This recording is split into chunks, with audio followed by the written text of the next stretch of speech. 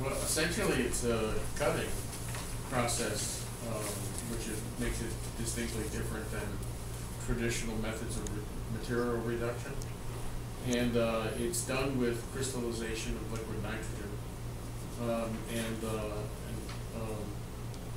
using a catalyst to begin that process of glycol solution, which is a bio-origin material. So the benefit of it, or the additional benefit of the system, is that with the action being completed, the nitrogen or the crystal returns to a liquid state, which is then, of course, part of the water recycling process that we incorporate with the process to begin with, which is a zero loop. So evaporation is incidental. So we're, in essence, using we created and are implementing a 100% recycling process without any extracted materials. So that's also an additional benefit to the overall process as well. And also with that, the big concern was about noise and vibration. And well, the noise is the Dr. Sarah Romano has determined that the noise factor equivalent to a running water jet, which is what this is, a system. Basically, it's a water jet that works with without extracted abrasives. He was able to determine that the vibration level and the noise levels are very suitable for good positive atmosphere. And do you have any safeguards in plan that if those findings seem to be a little bit more elevated than what they calculated them to be, do you have any plans in place to possibly, help still reduce the noise even more if it does become an issue? Well, one of the things we haven't finalized is the actual design of the carriage for the system as it operates, like the base. And that could be a number of, we could incorporate a number of different possibilities that would even reduce the noise and or vibration even more so, because the capsule inside of the capsule kind of concept where we're using hydraulics so that the system that's going through the cutting process is literally floating in either a combination of air and water or some kind of hydraulic fluid that stabilizes and decreases vibration and noise. So we're working with design on that. Just speaking from a building standpoint, we can always apply sound insulation to the walls if necessary. Especially now that you're all contained with inside your building. Right. Yeah. Or as Mike points out, even isolation dampers on the carriage of the equipment itself, which is pretty common practice in any industry that has large equipment that creates vibration. It's not only vibration for the building, but the machine itself. You don't want it vibrating all the time as well. So.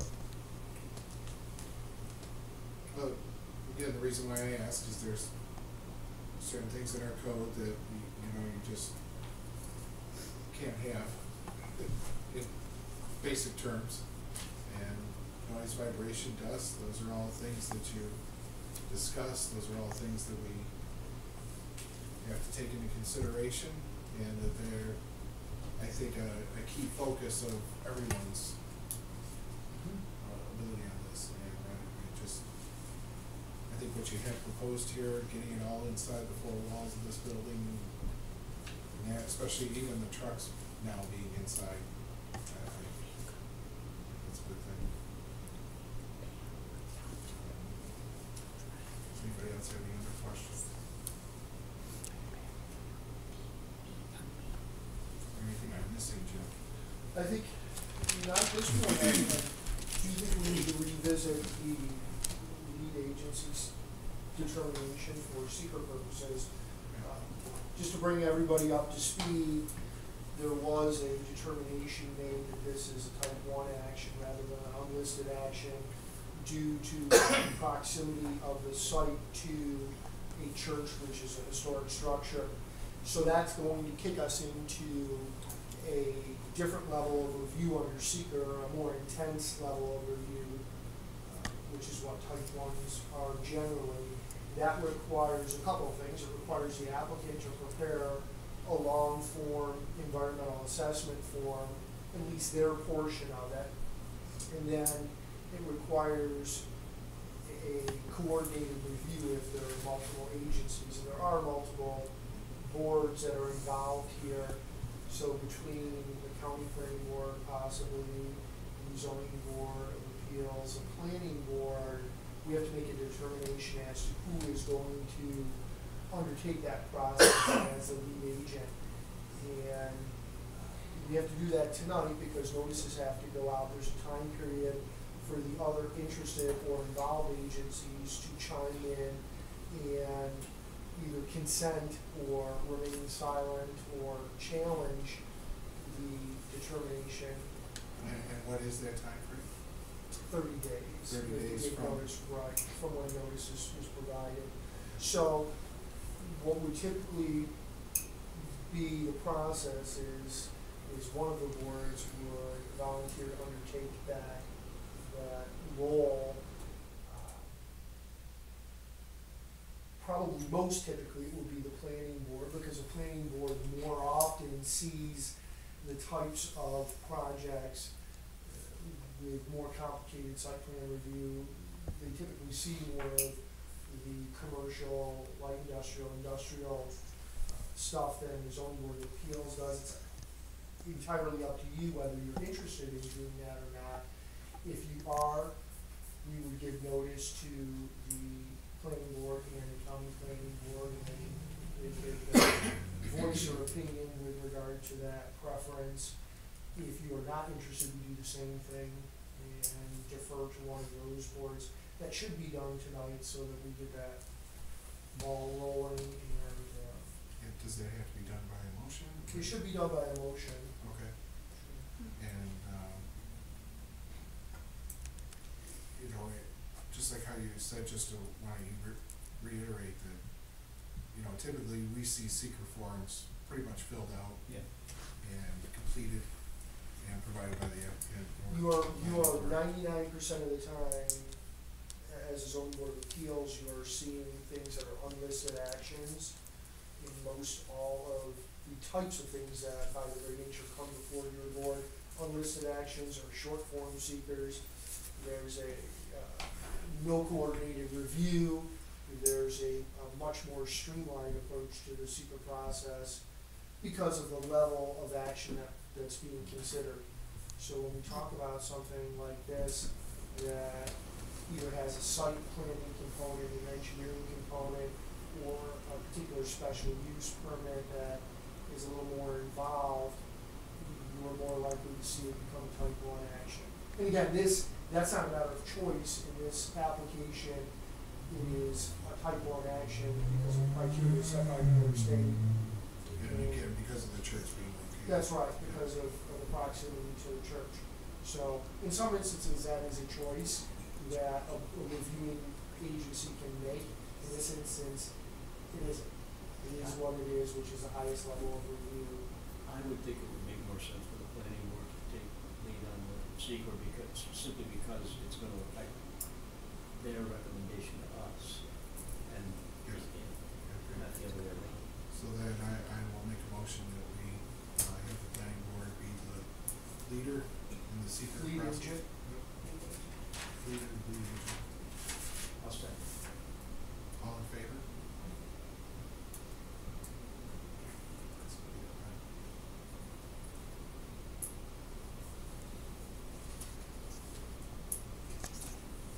And are you also going to ask, and you should do this officially if you are, but I'm assuming you're going to ask the planning board for their recommendation or their comments relative to the special use permit? Most definitely. You should do that by motion as well, just so that they know it's being officially asked. I will make a motion to get planning board applications, the special use permit, and also to complete the seeker. All in favor? That's all I have, unless anybody else has questions. Mark, do you have any? We're not good. Okay. I have a question regarding these people. Is that, does anyone know the decibel noise when Valle was there? No, Or is it on record anywhere that anyone can find that? It might be in a prior file, code, or code office, I don't know. That's a good question, thank you.